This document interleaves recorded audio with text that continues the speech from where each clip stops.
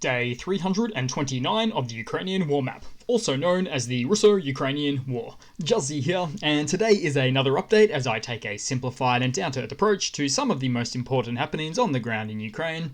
And as always, we'll head over to the Russian military losses, where Russia is currently sitting on 117,770 Russian military personnel losses, which is an additional 820 in the past 24 hours. Now the graphics are a little bit different today, I just had to work with this one, but we'll have a look at the hardware as well. So 9 tanks, 10 armored vehicles, 4 artillery, and 1 aircraft Russia just let go to waste as well, and I'll mention about that one shortly too. Then we'll jump back to the map and I'll super quickly have a look at Russia. We're in Altai, sort of in central Russia there. I can't zoom out, limitations of the map, but although not explicitly war related, a fire broke out at a 5-star hotel under construction. Now, after the opening, it was supposed to be the biggest hotel in town. And you know what? I'm generally open to the theories for some of these types of events that owners expect the upcoming business value or profits to be poor due to Russia's really strained economy now due to the war. So as a result, the owners find a bit of a way to turn it into a something of an insurance payout job instead. Then we'll move across to the Ukraine map itself, and we'll start out in Kharkiv today, where Russian forces fired a S-300 missile at Kupiansk, which you might remember used to be Russian-controlled a few months ago, probably 3 or 4 months ago now. Now, no casualties were reported. Russia tends to get a bit nervous up here because on the entire map, right here is where the actual country borders between the two countries, their border lines are also, in fact, the front lines. Then we'll move across to the Donbass, where the battle for the Donbass is really underway still. So we'll start out in the north in Crimea, where operational silence is still to be observed. But just between you and me, there's said to be a lot of trophies taken there, if you know what I mean. Like this Russian modernized T-72 tank. Notice the Z symbol on it with the scribbled out and scribbled over to yellow, which helps to avoid any friendly fire incidents. Then we move across to Soledar, where some Russian media outlets are really hailing Russia's takeover of this settlement as such an amazing success and how Russian forces are so amazing. But Russian propaganda always communicates these sorts of things in a short-sighted and really subjective manner, completely ignoring Ukraine's gains. Now, of course, they called places like Kharkiv a gesture of goodwill when they withdrew, but Russia would take that land back again and again if they got the chance. Oh, and right here in Soledar, yet another Russian Su-25 ground attack aircraft was taken out by the Ukrainian forces. As time and time again, Russia seems to forget about the contested airspace, for which in the early days it was surprising to see that Russia was just incapable of having air superiority. And with acts like these, maybe they still think they have it. Otherwise, Russia's expansion here was slowed down a bit, as they seem to be learning that it's one thing to take a town, but another to keep the town, as the Ukrainian forces are by no means letting the Russian forces live in solitude or paradise here. In fact, right now, the situation in Soledar makes it easy for Ukrainian drones to spot Russian troop concentrations and ammo dumps, making it a bit of a kill box for Ukrainian artillery. In fact, Ukrainian artillery now hits Russian positions in Soledar all day and night. Then we'll move down to Bakhmut, which of course is still holding, with no Russian advances occurring in the past 24-hour period, although Russia is likely looking to re-coordinate its more northern Wagner forces back to Bakhmut and try to achieve the same successes as they did in Soledar. Although as of today, there's also been plenty of reports of Russia attacking right between Bakhmut and Soledar, right here at Krasnohora. But these attacks have been quite effectively repelled today by the AFU. But really, probably the biggest concern was nearby Klishchivka today. So that is south of Bakhmut. Here it is. Now, I mentioned yesterday it didn't look too promising at the time, this location, as of now, Russian forces seem to have scuffled their way in there, filling in the negative space there from yesterday.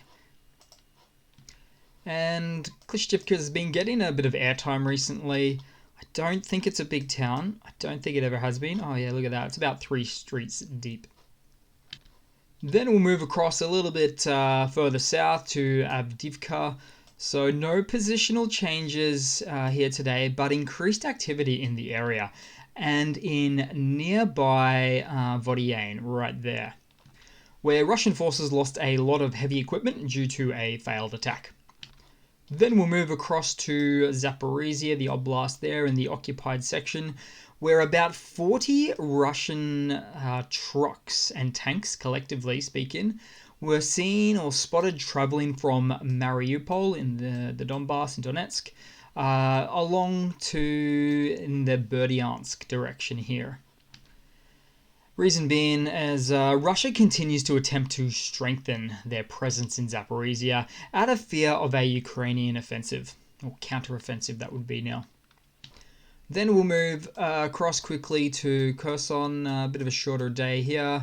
So artillery duels constantly rage over the Dnipro River in the Kherson region at the moment, although, for instance, Ukrainian forces conducted a pinpoint strike on a Russian base in Holopristan. So there we go, right here. And we're told Ukrainian counter-battery fire is working quite well.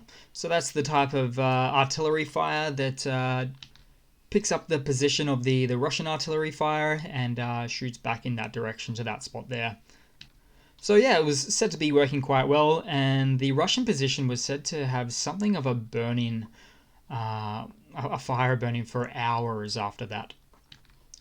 Oh, and also a little bit more north of here, still in the Kherson Oblast, on the Ukrainian liberated side, so Berislav, where incendiary munitions used by the Russian forces were attempting to light that area up.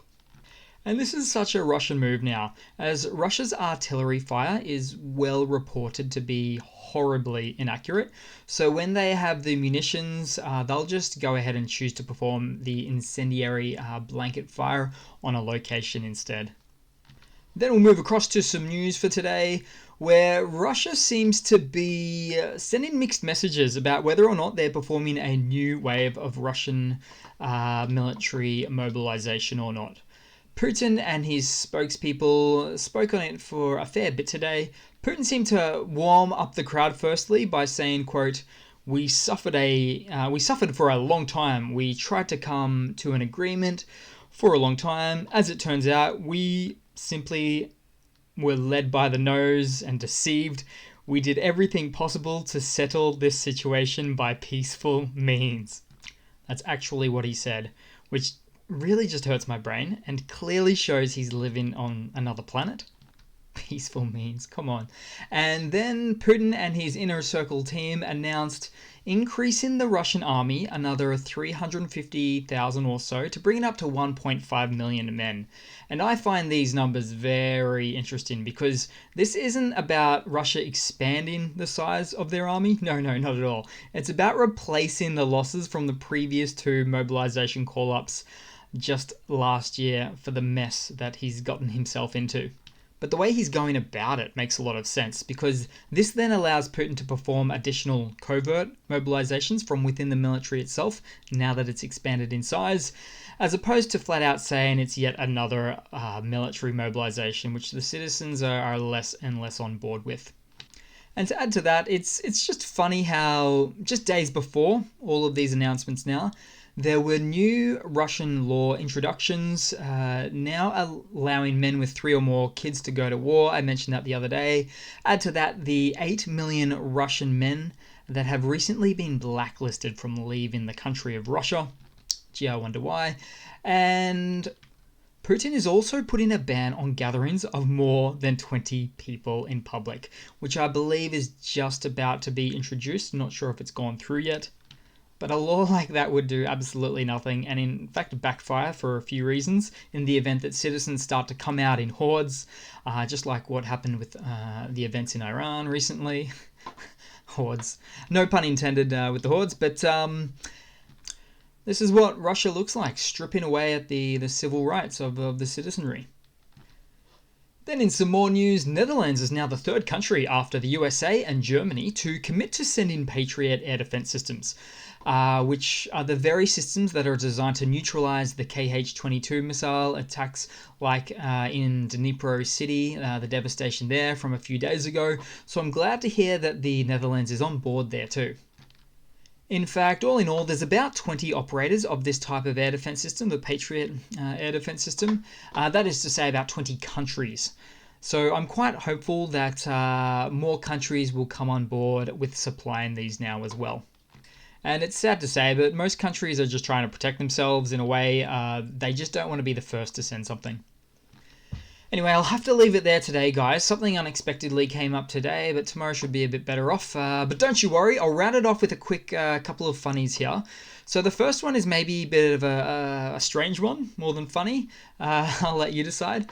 But everybody's favorite leader of the Chechen Republic of Russia, Kadyrov, was being interviewed today in either an oversized chair or maybe he's just a little fella like his buddy Putin. And it wasn't so much about what he was saying, going on about Russia being a great nuclear power, etc., but more so the way he's laying back into the wrongly sized chair, I'll say, and quite frankly, looking a little bit high. But I'm sure he's under a lot of stress, so he needs to take the edge off somehow. Then just a last quick funny to round it all off with. This is actually my personal favorite. So the Russian embassy put out a tweet today trying to say how Europe is suffering with really high gasoline prices. Now, there are actually so many wrong and funny things about this simple little tweet, which I don't have the time to mention and get into all today, but I'll quickly do a quick speed run of the things that I'd just like to say. So, first of all, Ukraine's borders, have a look at them, are showing as sovereign Ukraine. You know, the way that the world sees it, as opposed to Russia's fantasy land version of it. Even Crimea is intact as yellow and Ukraine. Pretty sure someone's going to get fired for that. Then second up. Okay, so it's in US dollars, fair enough, even though it is Europe with a largely euro currency. So I feel like Russia is trying to send an additional message to the States here. It's also quite odd because US dollars, petroleum or gasoline does go in gallons, but they're talking about liters here, so it's all mixed up in that regard. Then third up, take a country here like, for example, let's see, how about Russia? $1.84.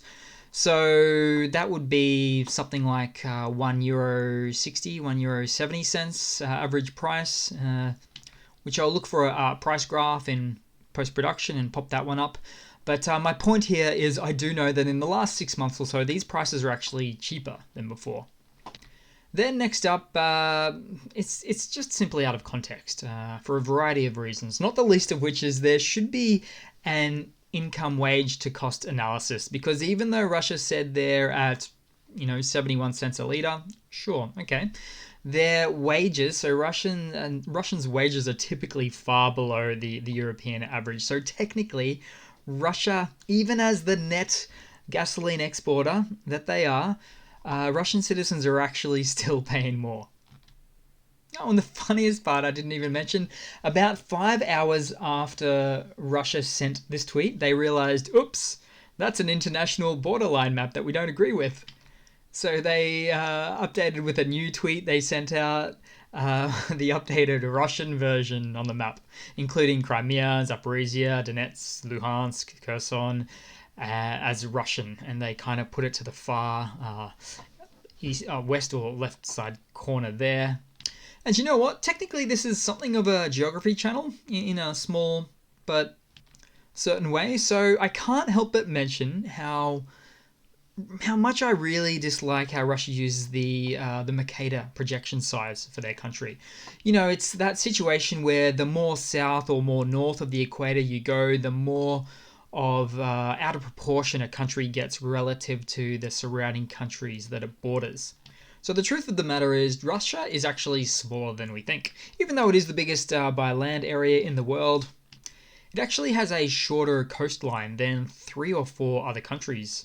And surprisingly, Norway is one such country too.